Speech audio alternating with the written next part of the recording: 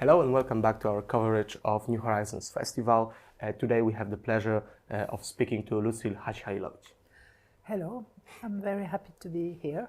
Yes, and you are here at the festival in two roles actually, because on one hand you came with your newest film, The Ice Tower, but you are also a member of this year's jury. And let's start off with your newest film. In my opinion, it's your best work yet. So thank you. I'm happy. I really want to thank you for that film at the start. So, how did you come to this idea of reinterpreting this fairy tale to the maybe not modern age, but like out of time, and talking about it in a more universal way that is prepared for modern audiences? Well, first of all, I always adored stories by Andersen, and especially one of them is the Snow Queen. And I was, I guess, fascinated by this tale for two reasons. And I guess it's because the main character, the protagonist, is a girl who is the lead, and she's the one who, in the story of Andersen and in my film, saved the boy from the Snow Queen. And then I was totally fascinated by this character, the Snow Queen, which is a totally phantasmagoric figure. And also what I liked so much about Andersen is that his stories are very complex in terms of human characters, not moral in a bad way, and a lot of poetry in it. So I was very much inspired by this specific story by Andersen, and I thought it was difficult to make a pure fantasy film about it. So I wanted to make it a bit closer to reality, to the real world. And then I had this idea of there could be a film within the film. So that film inside my film could be more like a fantasy film, and my own film would be more realistic. I mean, realistic is maybe a big word for what I do because it's always quite still-eyed. And then, nevertheless, I wanted to have this feeling of a tale. So it's a story that is really like a fairy tale in a way, a kind of dark one, and. But I wanted to be linked to a certain period of my life, which is the 70s, when I was myself a teenager.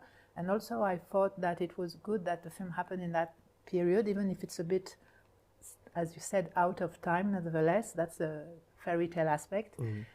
Because I thought it was a time where things were more mysterious to everyone.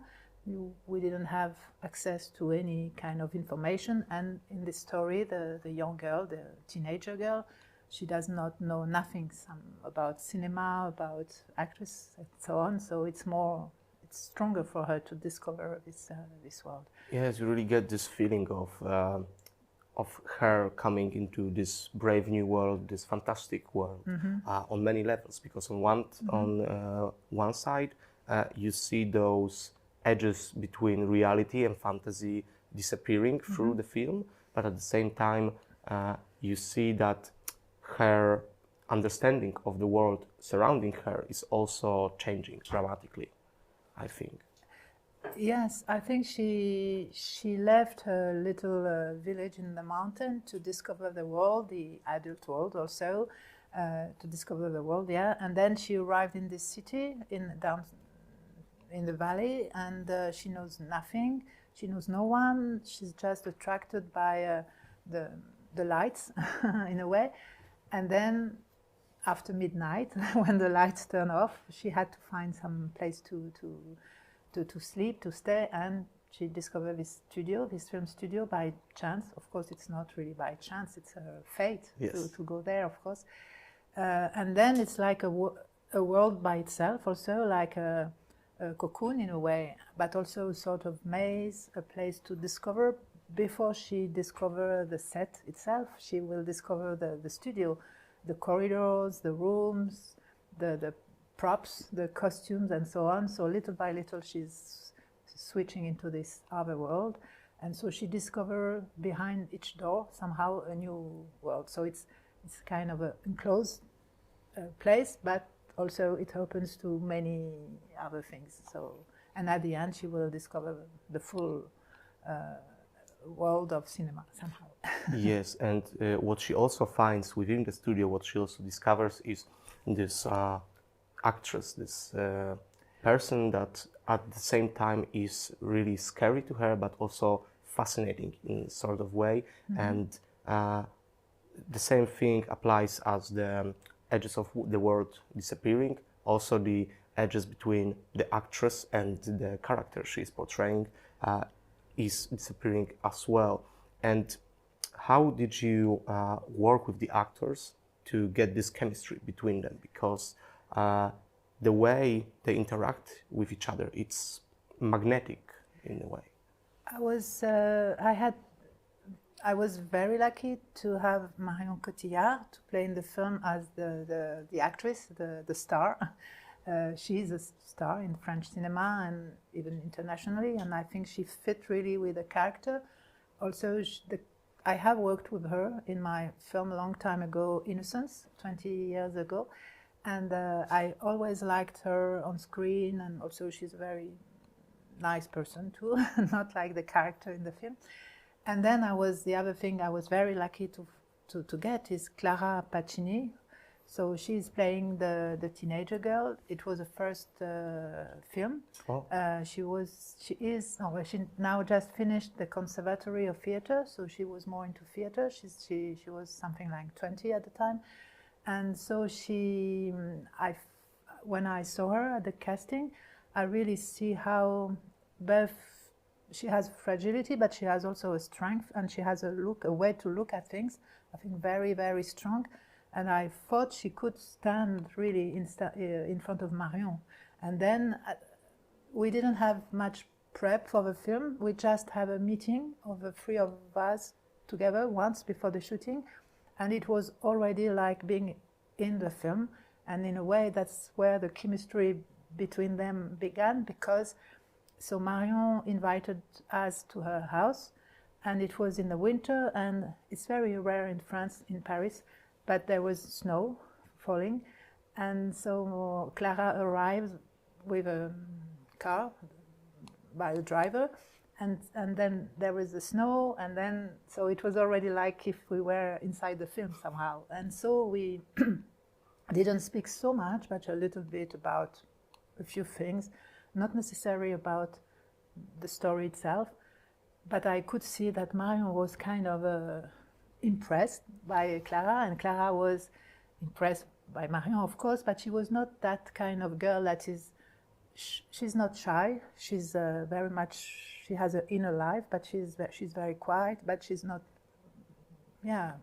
timid, shy. So I think I saw the chemistry between them at that moment that really will work. And then, I don't know, it went very smoothly, and Marion was very nice with Clara, she was very helpful, so it went quite easily, in fact. Yes, and Ice Tower, I would say, is like, in many ways, it's one of the most Lucile Hadzihalilovic films you made yet. I feel like this film has all the elements of your previous works combined into one singular film. So what was your thought process when creating this project? How did you approach telling this story in such a way that won you an award in Berlin Festival? Well, first of all, I haven't thought that it was my most personal film. I think all of them are very personal. Even sometimes I could say autobiographical, even if it sounds like a joke, because they are set in imaginary worlds. And this one is, in a way.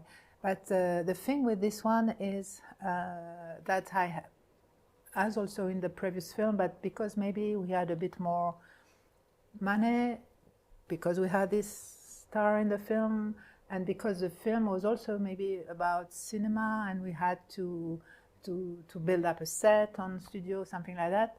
So I think I was extremely lucky to have the crew I have to work on the film. So the DP, the person who did the set designer, the costume person, everyone worked so well on the film, was so dedicated to it and so inventive, I thought.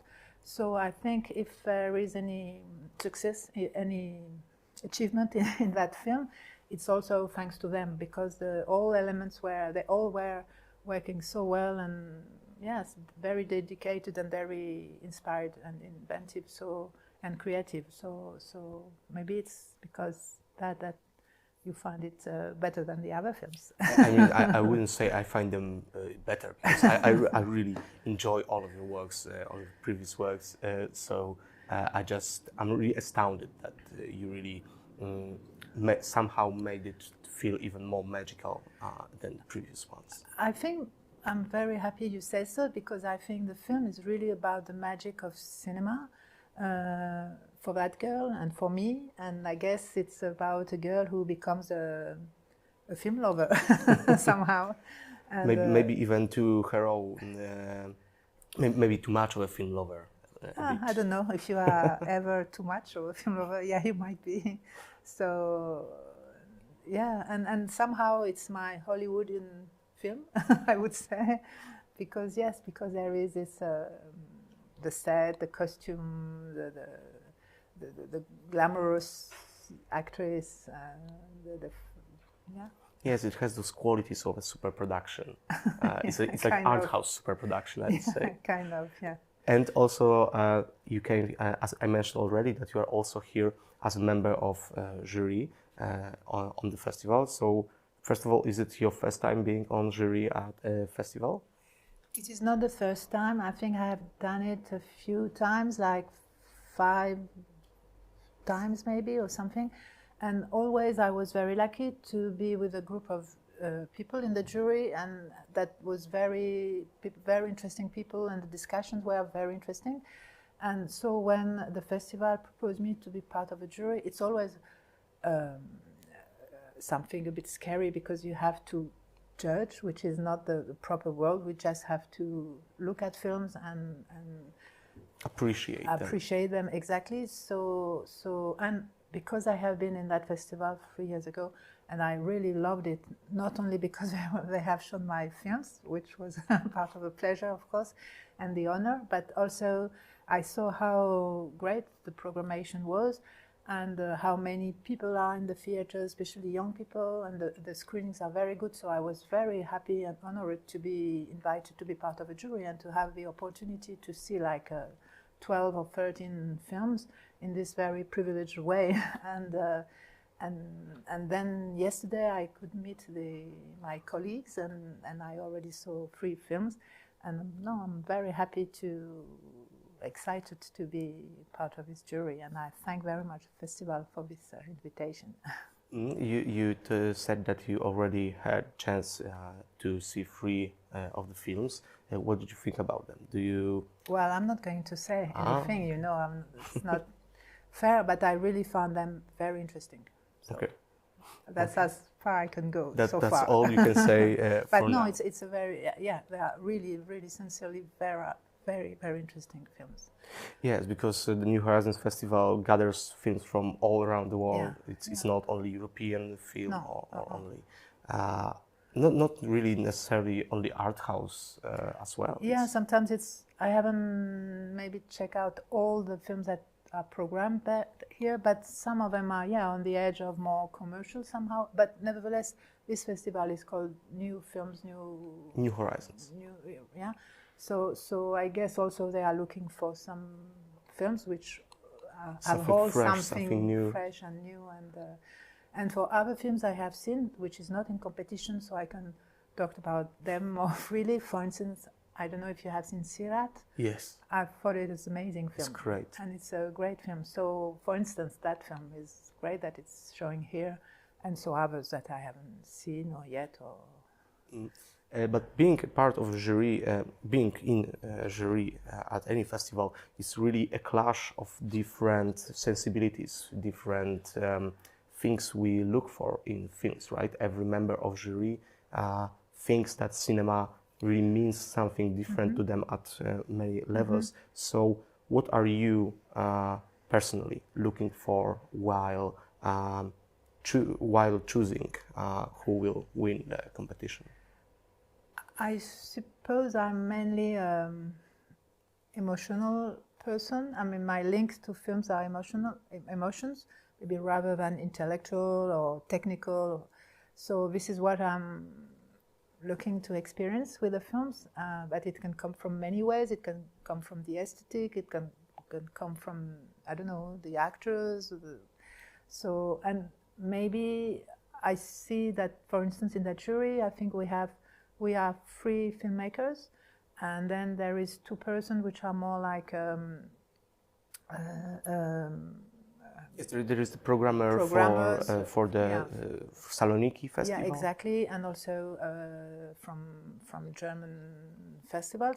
So I think it's interesting. Also, I guess our approach as filmmakers is maybe a bit different. We'll see from them, and maybe we don't have somehow the same knowledge, the same sensibility for sure. Maybe the same sensibility for sure, but even between us as filmmakers, and maybe as filmmakers we are even more very defined in our taste. So it's also, I think, as a member of a jury, somehow you should try not to put too much your taste in try to be as objective as possible. Which is not possible, but yeah, but that's the exciting part of the process, I think. Have you had a chance to confront the festival viewers with your newest film yet? Not yet, because when there was a first screening, I was not there. So, in an hour or so, there will be the first screening with me there and with a Q&A. So I'm very excited to see that, to participate to that screening. Yeah, I have a feeling that it will be a great experience for both you and the audience, because it's like I hope so. Yeah, I think that I hope. Yeah, I don't know. Yeah, are you maybe a little bit scared? What are you gonna feel? Maybe not scared, because I guess the very, very first screening is always a bit scary, and it happened, let's say, already somehow. But then every screening and audience and in different countries is different. So I don't know. I know that there will be a lot of people in the audience, and I think they are seeing, when I see the programmation of that festival, and I think they have seen many of these films, and they have seen great films. So I thought, will the film stand in front of all these other great films? That's maybe the concern I have, and yeah, we'll see. I really think that you have nothing to be concerned about. So thank you so much for this conversation. Thank you for your interest in my film and this conversation. So I really hope that you have a great rest of the festival, and thank you all for watching. See you in the next interview. Thank you so much.